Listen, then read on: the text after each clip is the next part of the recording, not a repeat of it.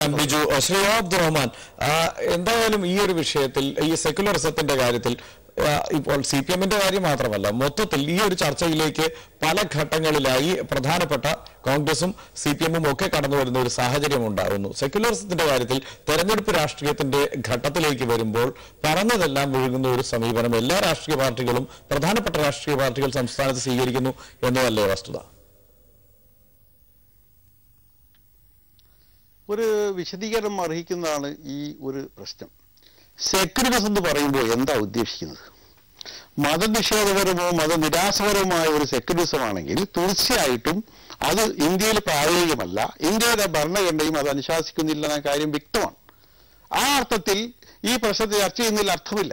നേരെ മറിച്ച് എല്ലാ മതങ്ങളോടും തുല്യമായ നിലപാട് ബഹുമാനം നിലനിർത്തിക്കൊണ്ട് സ്റ്റേറ്റ് അവർഗീയമായി ആണ് ചിന്തിക്കുകയും നടപടിയെടുക്കുകയും ചെയ്യുക എന്ന അർത്ഥത്തിലാണ് സെക്യുലറിസം എങ്കിൽ പ്രശ്നമൊന്നുമില്ല. ഏതാണ്ട് ഒരു യാഥാർത്ഥ്യമായിട്ട് ഇന്ത്യയിലെ ജാതികളെയും മതസമുദായങ്ങളെയും ഒക്കെ എല്ലാ പാർട്ടികളും ഒരളവിൽ അല്ലെങ്കിൽ മറ്റൊരളവിൽ അംഗീകരിച്ചിട്ടുണ്ട്.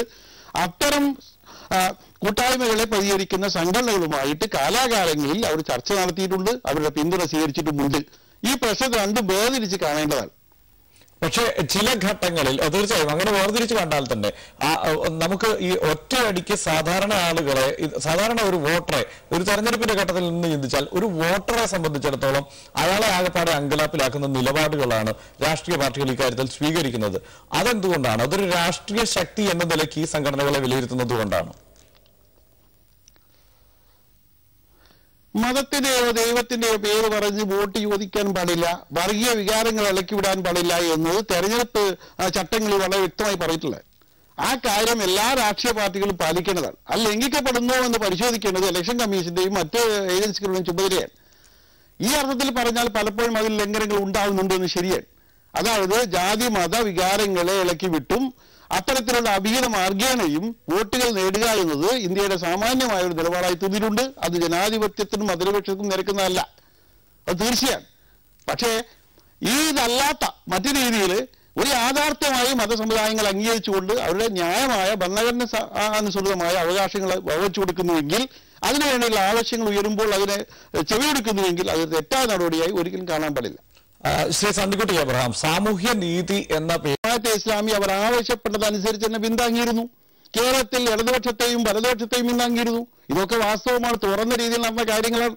അതിനർത്ഥം അവർക്കറിയാം ജമാഅത്തെ ഇസ്ലാമി ഇപ്പറയുന്ന പോലെ ഭീകര സംഘടനയല്ല, തീവ്രവാദി സംഘടനയല്ല എന്ന്. അറിഞ്ഞുകൊണ്ട് തന്നെ തെറ്റായ ഒരു പ്രചരണത്തിന് അവർ ചിലപ്പോഴൊക്കെ വശംവദരാവുകയാണ്. ആ തെറ്റാരെങ്കിലും തിരുത്തുന്നെങ്കിൽ അത് സ്വാഗതാർഹമെന്നാണെന്ന് പറയേണ്ടത്. നേരെ മറിച്ച് ജമാഅത്തെ ഇസ്ലാമി ഭീകര സംഘടനയാണെന്നോ തീവ്രവാദ സംഘടനയാണെന്നോ തെളിയിക്കാൻ കഴിഞ്ഞാൽ അതാണ് കാണേണ്ടത്. ഇന്നുവരെയും കോടതിയിലോ അല്ലാത്തിടത്തോ അത് തെളിയിക്കാൻ കഴിയാത്തിടത്തോളം കാലം ഈ പ്രചാരവിലക്ക് എന്തർത്ഥം? രണ്ടാമതായിട്ട് ജമാഅത്തെ ഇസ്ലാമി ഒരു രാഷ്ട്രീയ പാർട്ടിയല്ല, അതുകൊണ്ട് അതുമായി ആരും സഖ്യമുണ്ടാക്കുന്ന പ്രശ്നമില്ല, ധാരണയിലും ഏർപ്പെടുന്ന പ്രശ്നമില്ല. പക്ഷേ ചില നിലപാടുകളുടെ അടിസ്ഥാനത്തിൽ ജമാഅത്തെ ഇസ്ലാമി പാർട്ടികൾക്ക് വോട്ട് കൊടുക്കുമ്പോൾ അത് സ്വീകാര്യമാണെങ്കിൽ അത് സ്വീകരിക്കുന്നു. അതിലെന്താ ജനാധിപത്യ തെറ്റ്? തിരിച്ചു വരാം. എന്തായാലും ശ്രീ സന്ദിക്കുട്ടി അബ്രഹാം, ഇപ്പുറത്ത് കേരള കോൺഗ്രസിലൂടെ ക്രിസ്ത്യൻ സംഘടനകൾ, ഒരുപക്ഷെ NSS SNDP ഒക്കെ നേരിട്ട് തന്നെ ഈ രാഷ്ട്രീയ പാർട്ടികളുടെ തീരുമാനങ്ങളിൽ ഇടപെടുന്ന സാഹചര്യം, ഇതൊക്കെ കൃത്യമായി ഇങ്ങനെ പൂർണ്ണമായി നിലനിൽക്കുമ്പോൾ കുറെ പേരെ മാത്രം ഇത്തരത്തിൽ കോർണർ ചെയ്യുന്ന ഒരു സാഹചര്യമുണ്ടോ?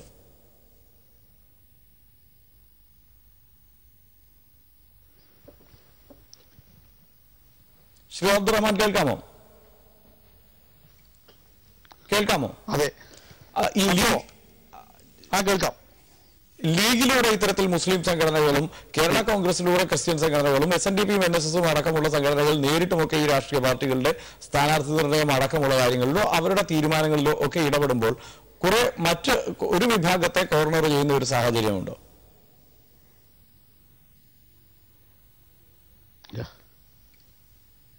പറഞ്ഞോളൂ. അപ്പോൾ താങ്കൾ ചോദ്യത്തിൽ പറഞ്ഞ ഈ കാര്യം തന്നെയാണ് വളരെ വ്യക്തമായ ഇപ്പോഴത്തെ പ്രശ്നം. ഞാനിത് പറയാ ശുദ്ധ കാപ്പട്യം എന്നാണ്. ജാതി സമുദായ വിഭാഗങ്ങളെ മുഴുവൻ പരോക്ഷമായും പ്രത്യക്ഷമായും പീഡിപ്പിക്കുകയും അതേ അവസരത്തെ തത്വാധിഷ്ഠ നിലപാടെടുക്കുന്നതിന് നേരെ ഒരുതരം അലർജി പുലർത്തുകയും ചെയ്യുന്നു, വ്യാജ പ്രചരണങ്ങൾ നടത്തുന്നു എന്നുള്ളതാണ്. ഇരട്ടത്താപ്പാണ് നമ്മുടെ രാഷ്ട്രീയ പാർട്ടികൾ സ്വീകരിച്ചുകൊണ്ടിരിക്കുന്നത്. SNDP, NSS, കത്തോലിക്ക സഭ എന്നിവരുടെ എല്ലാവരുടെയും സമ്മർദ്ദങ്ങൾക്ക് ഈ രാഷ്ട്രീയ പാർട്ടികളൊക്കെ വഴങ്ങുന്നുണ്ട്. എന്നാലും ജമാഅത്തെ ഇസ്ലാമിയെ പോലെയുള്ള സംഘടനകൾ അത്തരത്തിലുള്ള ഒരാവശ്യവും മുന്നോട്ട് വെക്കുന്നില്ല. ഒരു സ്ഥാനാർത്ഥിയുടെയും പേര് പറയുന്നില്ല.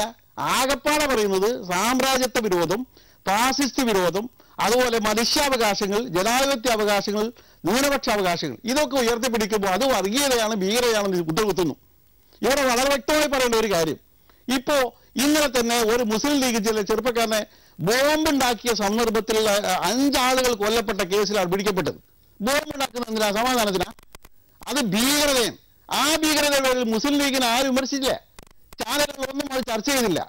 ഒരിക്കലും പടക്കം പോലും പ്രയോഗിക്കാത്ത ജമാഅത്തെ ഇസ്ലാമിയെ നിരന്തരം പ്രതിക്കൂട്ടിൽ കാട്ടുന്നു. ഇത് തീർച്ചയായും വിചാരണ ചെയ്യപ്പെടേണ്ടതായ ഇരട്ടത്താപ്പാണ്. സണ്ണിക്കുട്ടി അബ്രഹാം, എന്താണ് ഈ